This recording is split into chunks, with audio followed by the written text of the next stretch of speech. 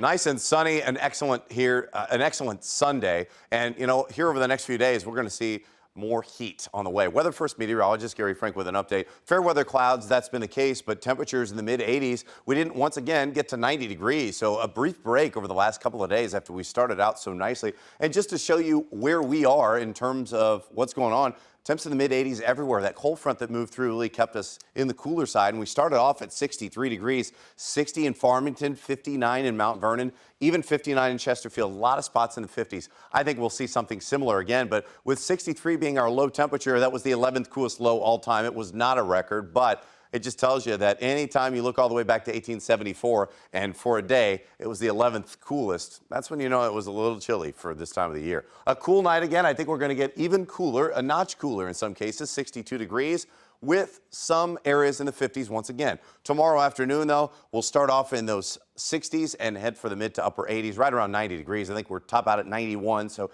it is going to warm up significantly again. That's where we should be. But once again, we talked about this drought and why we continue to be in this.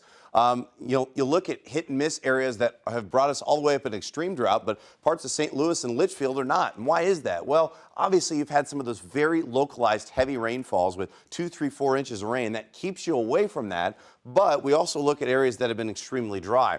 You add that to the fact that we're in July, the heating of the day, we're in the 90s. We have the highest sun angle we're going to get. And that's where we really start to dry out quicker than we would in, say, September, October, November. So as we look at these storms that move over the Front Range, you'll notice how they continue to have kind of a mind of their own. And as I loop this again, I want to show you why, we see some of these storms and they pick up different movements. For one, we look at the overall pattern, where the jet stream is, where the upper level winds are, but we also look at some of these localized storms that move into the panhandle, right? They're not moving in our direction. And I think that those are the types of storms that we typically rely on in the summer for our rain, right? There's no major system, there's no major soaking system, or if they are, they're moving a little quicker and we run into the heating of the day. I will say over the next 7 days, there is a trend that tells us that we are going to see better opportunities for rain.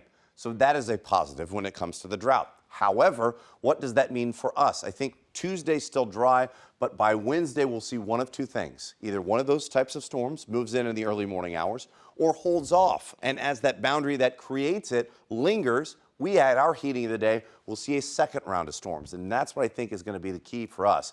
That looks to be covering more areas, and I think it's the first of many of those types of storms over the next few days. So we go from Wednesday with our best chance at 95. That being said, if it does rain early, we will not get to 95, but I think there are a couple of different rounds we'll see over the next few days with chances for rain Wednesday, Thursday, Friday, and then even all the way through early next week.